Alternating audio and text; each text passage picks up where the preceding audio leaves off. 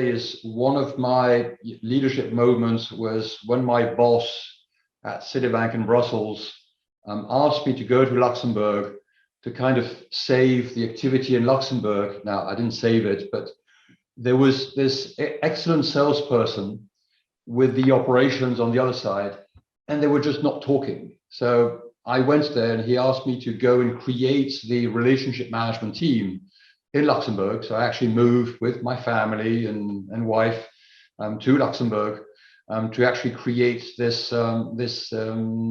team. And at the end, when I left after another 9 years, wanting to do something else with my life, I was heading 11 people, not many, but they're all almost all VPs. And I was overlooking $60 billion worth of assets of the underlying clients. And this trust was extremely, was precious at the time. As many young leaders, I sometimes doubted that I was able to do it, but no, I was really able to do it. And moving to Luxembourg proved so important. Innpact would probably not be there if it hadn't been for this dear Mr. Alois from Citibank. And maybe another moment is actually the creation of Innpact. And you have these moments in life when I started by Innpact started by being a subsidiary of Symbiotics, a microfinance fund manager in Switzerland.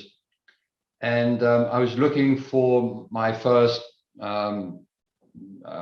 collaborator, team member, a certain profile.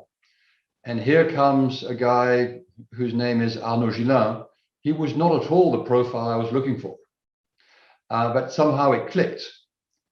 And when I talk about leadership moments, it's also collaboration moments. We strongly believe in collaboration, and it simply clicked.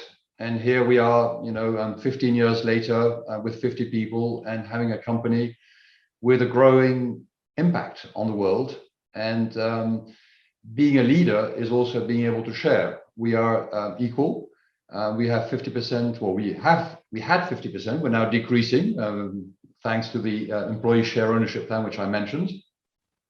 We have different skill sets. He's 15 years younger than I am, so he'll probably grow with the company, grow with other partners. And it's this mix of leadership, which is extremely, extremely important and extremely valuable. So I would say, two main leadership moments in my life, I would say.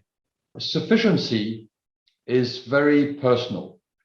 There is an element of financing, which is enough for our own good, to be able to, of course, cover all our basic needs, look after our children, have a roof, in some cases, have a house somewhere, being able to travel.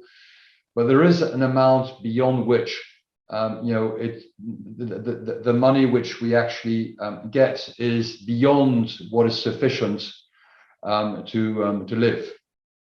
And I really like this concept because, and this is something which kind of surprises me in the case of some, very high net worth individuals, is the eagerness to always get more. But if you want to get more, you actually do it most probably at the expense of others.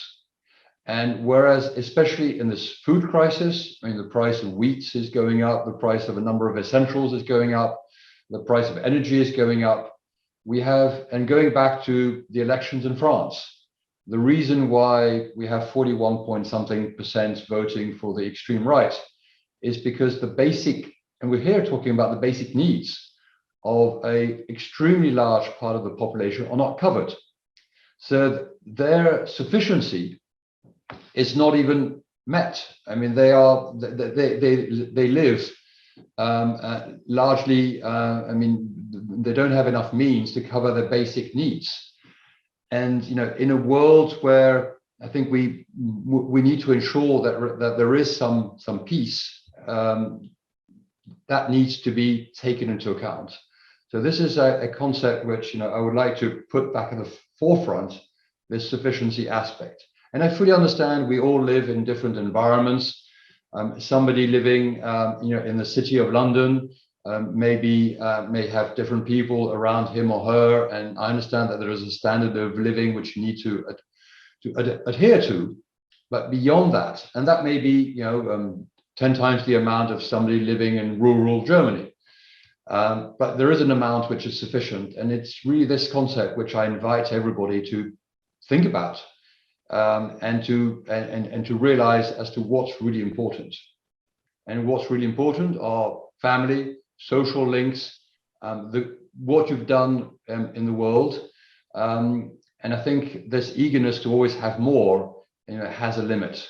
And impact investing is also about this, about cutting the cake, and the idea is to grow the cake, of course, but cutting the cake in a slightly different way to ensure that shareholders don't reap all the benefits, and that all stakeholders, including the beneficiaries, for example, of microfinance loans, actually have a slightly greater share.